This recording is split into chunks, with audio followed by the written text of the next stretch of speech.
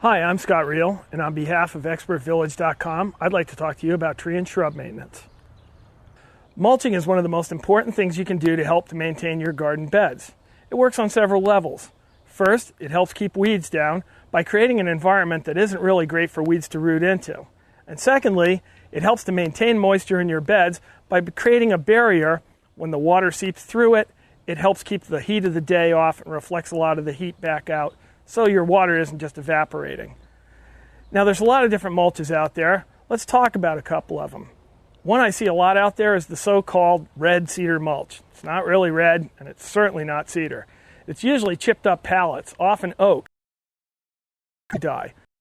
The dye washes out, and you want to replace it because the color's not right, so you put another layer on there. Meanwhile, it's hardwood, so it's not rotting down into the soil. And that's because it actually requires nitrogen to rot down, and that's the stuff we're trying to feed our plants.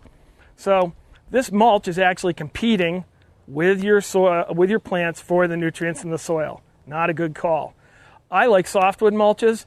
They break down easily. They become very fungal soil components, and they incorporate on a ready basis, so when you replace them from year to year without getting a buildup on top of your soil that eventually dries your soil out and chokes it out. This year, I'm using cedar mulch, and there's a good reason for that. We have what's called an artillery fungus up here in the Northeast, and you'll find it more and more in badly composted and turned mulches.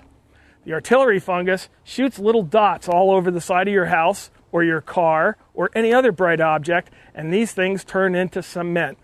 You cannot get it off with anything short of a razor blade. And on your house or a car finish, well, that's just a lot of damage.